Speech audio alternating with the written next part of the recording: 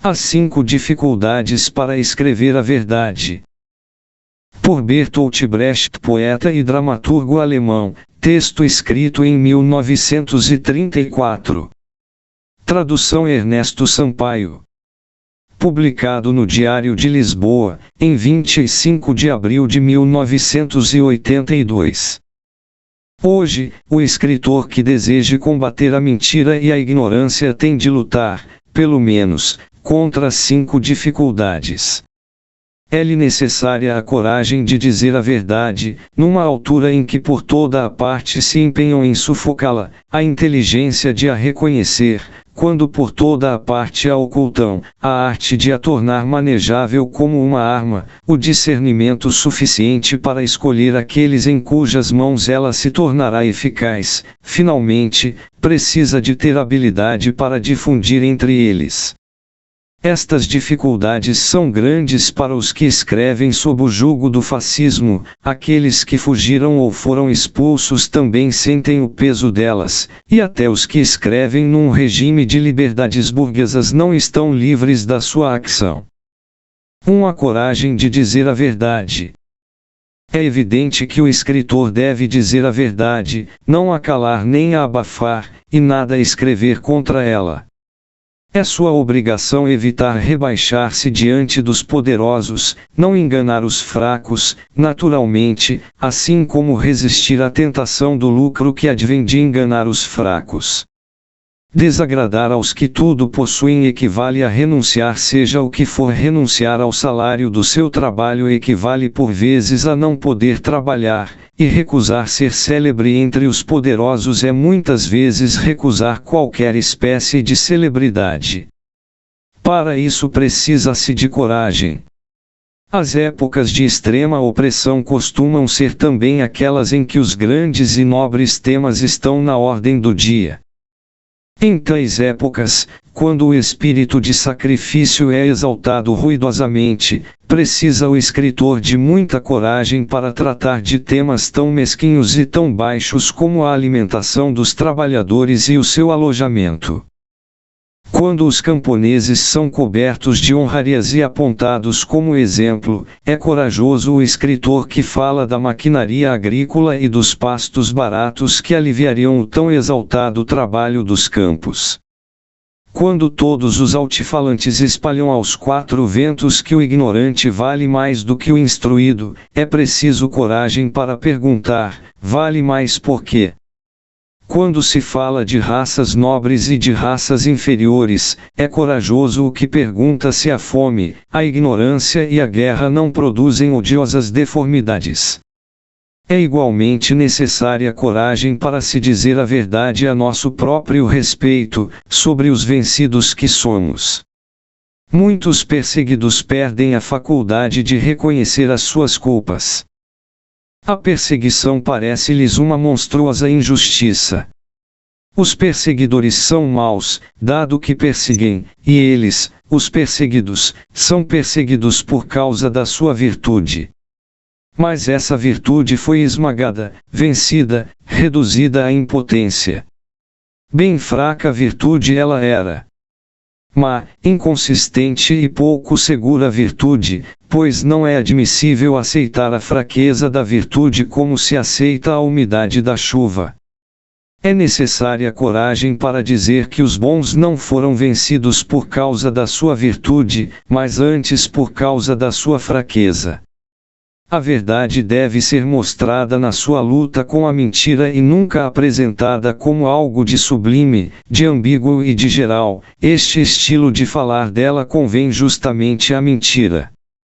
Quando se afirma que alguém disse a verdade é porque houve outros, vários, muitos ou um só, que disseram outra coisa, mentiras ou generalidades, mas aquele disse a verdade, falou em algo de prático, concreto, impossível de negar, disse a única coisa que era preciso dizer.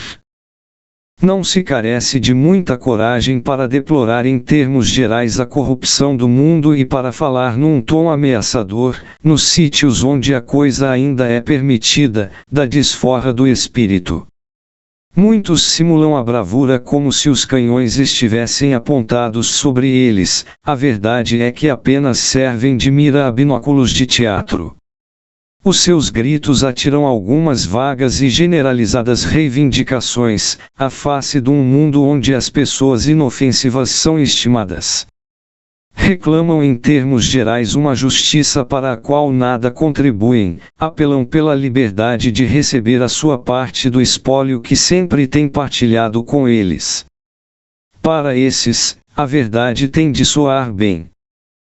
Se nela só há aridez, números e factos, se para a encontrar forem precisos estudos e muito esforço, então essa verdade não é para eles, não possui a seus olhos nada de exaltante. Na verdade, só lhes interessa o comportamento exterior que permite clamar por ela. A sua grande desgraça é não possuírem a mínima noção dela. 2. A inteligência de reconhecer a verdade. Como é difícil dizer a verdade, já que por toda a parte a sufocam, dizê-la ou não parece à maioria uma simples questão de honestidade. Muitas pessoas pensam que quem diz a verdade só precisa de coragem. Esquecem a segunda dificuldade, a que consiste em descobri-la. Não se pode dizer que seja fácil encontrar a verdade. Em primeiro lugar, já não é fácil descobrir qual verdade merece ser dita. Hoje, por exemplo, as grandes nações civilizadas vão sussurrando uma após outra na pior das barbáries diante dos olhos pasmados do universo. Acresce ainda o facto de todos sabermos que a guerra interna, dispondo dos meios mais horríveis, pode transformar-se de um momento para o outro numa guerra exterior que só deixará um montão de escombros no sítio onde outrora havia o nosso continente. Esta é uma verdade que não admite dúvidas, mas é claro que existem outras verdades. Por exemplo, não é falso que as cadeiras sirvam para a gente se sentar e que a chuva caia de cima para baixo. Muitos poetas escrevem verdades deste gênero. Assemelham-se a pintores que esboçassem naturezas mortas a bordo de um navio em risco de naufragar. A primeira dificuldade de que falamos não existe para eles, e contudo têm a consciência tranquila.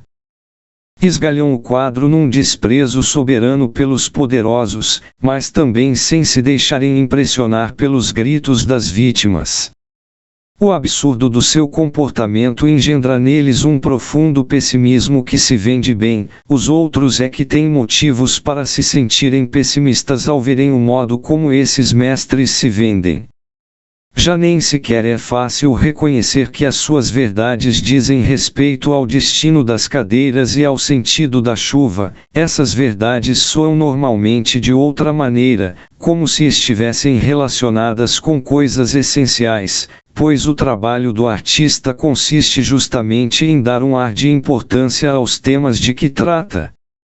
Só olhando os quadros de muito perto é que podemos discernir a simplicidade do que dizem: uma cadeira é uma cadeira e ninguém pode impedir a chuva de cair de cima para baixo. As pessoas não encontram ali a verdade que merece a pena ser dita. Alguns consagram-se verdadeiramente às tarefas mais urgentes, sem medo aos poderosos ou à pobreza, e no entanto não conseguem encontrar a verdade. Faltam-lhe conhecimentos. As velhas superstições não os largam, assim como os preconceitos ilustres que o passado frequentemente revestiu de uma forma bela. Acham o mundo complicado em demasia, não conhecem os dados nem distinguem as relações. A honestidade não basta, são precisos conhecimentos que se podem adquirir e métodos que se podem aprender. Todos os que escrevem sobre as complicações desta época e sobre as transformações que nela ocorrem necessitam de conhecer a dialética materialista, a economia e a história. Estes conhecimentos podem adquirir-se nos livros e através da aprendizagem prática, por mínima que seja a vontade necessária. Muitas verdades podem ser encontradas com a ajuda de meios bastante mais simples, através de fragmentos de verdades ou dos dados que conduzem à sua descoberta. Quando se quer procurar, é conveniente ter-se um método, mas também se pode encontrar sem método e até sem procura. Contudo, através dos diversos modos como o acaso se exprime, não se pode esperar a representação da verdade que permite aos homens saber como devem agir. As pessoas que só se empenham em anotar os factos insignificantes são incapazes de tornar manejáveis as coisas deste mundo. O objetivo da verdade é uno e indivisível. As pessoas que apenas são capazes de dizer generalidades sobre a verdade não estão à altura dessa obrigação. Se alguém está pronto a dizer a verdade e é capaz de a reconhecer, ainda tem de vencer 3 dificuldades. 3. A arte de tornar a verdade manejável como uma arma. O que torna imperiosa a necessidade de dizer a verdade são as consequências que isso implica no que diz respeito à conduta prática. Como exemplo de verdade inconsequente ou de que se poderão tirar consequências falsas, tomemos o conceito largamente difundido, segundo o qual em certos países reina um estado de coisas nefasto, resultante da barbárie. Para esta concepção, o fascismo é uma vaga de barbárie que alagou certos países com a violência de um fenômeno natural.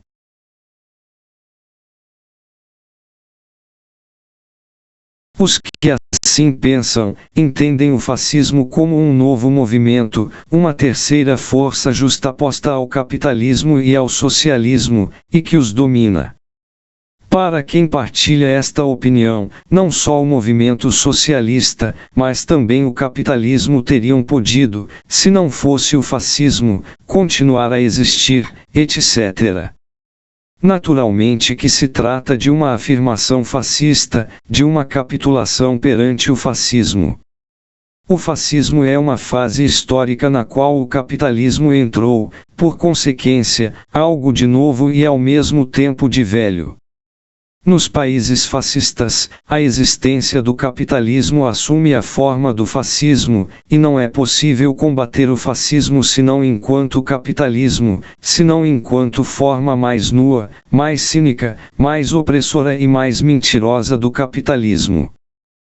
Como se poderá dizer a verdade sobre o fascismo que se recusa, se quem diz essa verdade se abstém de falar contra o capitalismo que engendra o fascismo? Qual será o alcance prático dessa verdade? Aqueles que estão contra o fascismo sem estar contra o capitalismo, que choramingam sobre a barbárie causada pela barbárie, assemelham-se a pessoas que querem receber a sua fatia de assado de vitela, mas não querem que se mate a vitela. Querem comer vitela, mas não querem ver sangue.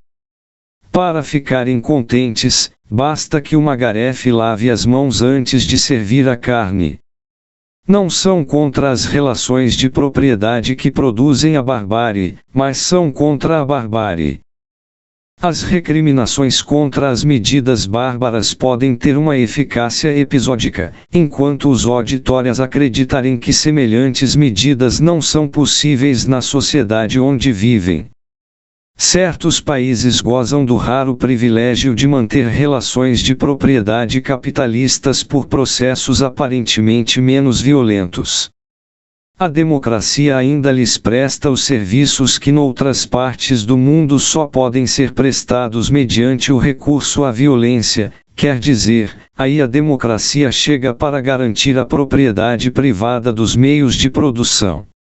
O monopólio das fábricas, das minas, dos latifúndios gera em toda a parte condições bárbaras, digamos que em alguns sítios a democracia torna essas condições menos visíveis.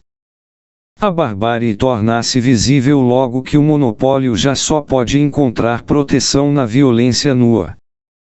Certas nações que conseguem preservar os monopólios bárbaros sem renunciar às garantias formais do direito, nem a comodidades como a arte, a filosofia, a literatura, acolhem carinhosamente os hóspedes cujos discursos procuram desculpar o seu país natal de ter renunciado a semelhantes confortos. Tudo isso lhes será útil nas guerras vindouras.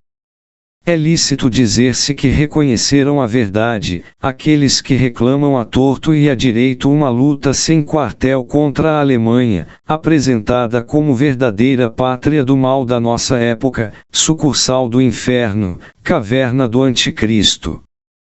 Desses, não será exagerado pensar que não passam de impotentes e nefastos imbecis, já que a conclusão do seu blá blá blá aponta para a destruição desse país inteiro e de todos os seus habitantes. O gás asfixiante, quando mata, não escolhe os culpados. O homem frívolo, que não conhece a verdade, exprime-se através de generalidades, em termos nobres e imprecisos. Encanta-o perorar sobre os alemães ou lançar-se em grandes tiradas sobre o mal, mas a verdade é que nós, aqueles a quem o homem frívolo fala, ficamos embaraçados, sem saber o que fazer de semelhantes ditames. Afinal de contas, o nosso homem decidiu deixar de ser alemão. E lá por ele ser bom, o inferno vai desaparecer. São desta espécie as grandes frases sobre a barbárie. Para os seus autores, a barbárie vem da barbárie e desaparece graças à educação moral que vem da educação. Que miséria a destas generalidades, que não visam qualquer aplicação prática e, no fundo, não se dirigem a ninguém. Não nos admiremos que se digam de esquerda, mas democratas, os que só conseguem elevar-se a tão fracas e improfícuas verdades. A esquerda democrática é outra destas generalidades salibis onde correm a acoitar-se as pessoas inconsequentes, isto é, os incapazes de viver até as últimas consequências as verdades que quer a esquerda, quer a democracia contém. Reclamar-se alguém da esquerda democrática significa, em termos práticos, que pertence ao grupo dos ineptos para revolucionar ou conservar as coisas, ao clã dos generalistas da verdade. Não é a mim, fugido da Alemanha com a roupa que tinha no corpo, que me vão apresentar o fascismo como uma espécie de força motriz natural impossível de dominar. A escuridade dessas descrições esconde as verdadeiras forças que produzem as catástrofes. Um pouco de luz, e logo se vê que são homens a causa das catástrofes. Pois é, amigos, vivemos num tempo em que o homem é o destino do homem. O fascismo não é uma calamidade natural, que se possa compreender a partir da natureza humana. Mas mesmo confrontados com catástrofes naturais, há um modo de descrevê-las digno do homem, um modo que apela para as suas qualidades combativas. O cronista de grandes catástrofes como o fascismo e a guerra, que não são catástrofes naturais, deve elaborar uma verdade praticável, mostrar as calamidades que os que possuem os meios de produção infligem às massas imensas dos que trabalham e não os possuem. Se pretende dizer eficazmente a verdade sobre um mau estado de coisas, é preciso dizê-la de maneira que permita reconhecer as suas causas evitáveis. Uma vez reconhecidas as causas evitáveis, o mau estado de coisas pode ser combatido. 4. Discernimento suficiente para escolher os que tornarão a verdade eficaz. Tirando ao escritor a preocupação pelo destino dos seus textos, as usanças seculares do comércio da coisa escrita no mercado das opiniões deram-lhe a impressão de que a sua missão terminava logo que o intermediário, cliente ou editor, se encarregava de transmitir aos outros a obra acabada. O escritor pensava: falo e ouve-me quem me quiser ouvir. Na verdade, ele falava e quem podia pagar ouvia-o. Nem todos ouviam as suas palavras, e os que as ouviam não estavam dispostos a ouvir tudo o que se lhes dizia. Tem-se falado muito desta questão, mas mesmo assim ainda não chega ao que se tem dito. Limitar-me-ei aqui a acentuar que escrever a alguém tornou-se pura e simplesmente escrever. Ora, não se pode escrever a verdade e basta, é absolutamente necessário escrevê-la a alguém que possa tirar partido dela. O conhecimento da verdade é um processo comum aos que leem e aos que escrevem. Para dizer boas coisas, é preciso ouvir bem e ouvir boas coisas. A verdade deve ser pesada por quem a diz e por quem a ouve.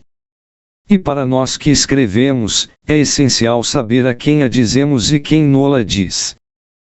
Devemos dizer a verdade sobre um mau estado de coisas àqueles que o consideram o pior estado de coisas, e é desses que devemos aprender a verdade.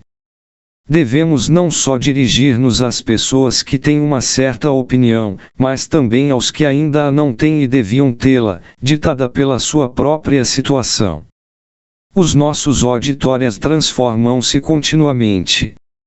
Até se pode falar com os próprios carrascos quando o prêmio dos enforcamentos deixa de ser pago pontualmente ou o perigo de estar com os assassinos se torna muito grande. Os camponeses da Baviera não costumam querer nada com revoluções, mas quando as guerras duram demais e os seus filhos, no regresso, não arranjam trabalho nas quintas, tem sido possível ganhá-los para a revolução. Para quem escreve, é importante saber encontrar o tom da verdade. Um acento suave, lamentoso, de quem é incapaz de fazer mal a uma mosca, não serve. Quem, estando na miséria, ouve tais lamúrias, sente-se ainda mais miserável. Em nada o anima a cantilena dos que, não sendo seus inimigos, não são certamente seus companheiros de luta. A verdade é guerreira, não combate só a mentira, mas certos homens bem determinados que a propagam. 5. Habilidade para difundir a verdade. Muitos, orgulhosos de ter a coragem de dizer a verdade, contentes por a terem encontrado, porventura fatigados com o esforço necessário para lhe dar uma forma manejável, aguardam impacientemente que aqueles cujos interesses defendem a tomem em suas mãos e consideram desnecessário o uso de manhas e estratagemas para a difundir. Frequentemente, é assim que perdem todo o fruto do seu trabalho. Em todos os tempos, foi necessário recorrer a truques para espalhar a verdade, quando os poderosos se empenhavam em abafá-la e ocultá-la. Confúcio falsificou um velho calendário histórico nacional, apenas lhe alterando algumas palavras. Quando o texto dizia, o senhor de Kun condenou à morte o filósofo Wang por ter dito frito e cozido, Confúcio substituía condenou à morte por assassinou. Quando o texto dizia que o imperador fulano tinha sucumbido a um atentado, escrevia foi executado. Com este processo, Confúcio abriu caminho a uma nova concepção da história. Na nossa época, aquele que em vez de povo, diz população, e em lugar de terra, fala de latifúndio, evita já muitas mentiras, limpando as palavras da sua magia de pacotilha. A palavra povo exprime uma certa unidade e sugere interesses comuns. A população de um território tem interesses diferentes e opostos. Da mesma forma, aquele que fala em terra e evoca a visão pastoral e o perfume dos campos favorece as mentiras dos poderosos, porque não fala do preço do trabalho e das sementes, nem no lucro que vai parar aos bolsos dos ricaços das cidades e não aos dos camponeses que se matam a tornar fértil o paraíso. Latifúndio é a expressão justa, torna a aldrabice menos fácil. Nos sítios onde reina a opressão, deve-se escolher, em vez de disciplina, a palavra obediência, já que mesmo sem eimas e chefes a disciplina é possível, e caracteriza-se portanto por algo de mais nobre que a obediência. Do mesmo modo, dignidade humana vale mais do que honra. Com a primeira expressão, o indivíduo não desaparece tão facilmente do campo visual. Por outro lado, conhece-se de gingeira o gênero de canalha que costuma apresentar-se para defender a honra de um povo, e com que prodigalidade os gordos desonrados distribuem honrarias pelos famélicos que os engordam. Ao substituir avaliações inexatas de acontecimentos nacionais por notações exatas, o método de Confúcio ainda hoje é aplicável. Lenin, por exemplo, ameaçado pela polícia do Czar, quis descrever a exploração e a opressão da ilha Sakhalina pela burguesia russa. Substituiu Rússia por Japão e Sakhalina por Coreia. Os métodos da burguesia japonesa faziam lembrar a todos os leitores os métodos da burguesia russa em Sakhalina, mas a brochura não foi proibida, porque o Japão era inimigo da Rússia. Muitas coisas que não podem ser ditas na Alemanha a propósito da Alemanha, podem sê-lo a propósito da Áustria. Há muitas maneiras de enganar um Estado vigilante. Voltaire combateu a fé da Igreja nos milagres, escrevendo um poema libertino sobre a donzela de Orleans, no qual são descritos os milagres que sem dúvida foram necessários para Joana d'Arc permanecer virgem no exército, na corte e no meio dos frades. Pela elegância do seu estilo e a descrição de aventuras galantes inspiradas na vida relaxada das classes dirigentes, levou estas a sacrificar uma religião que lhes fornecia os meios de levar essa vida dissoluta.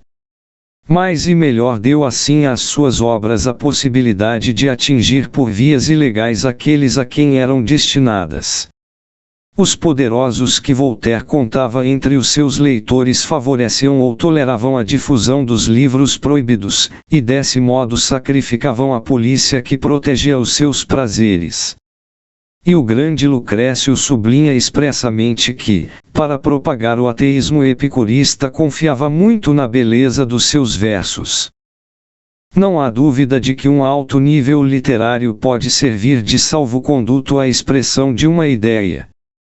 Contudo, muitas vezes desperta suspeitas. Então, pode ser indicado baixá-lo intencionalmente.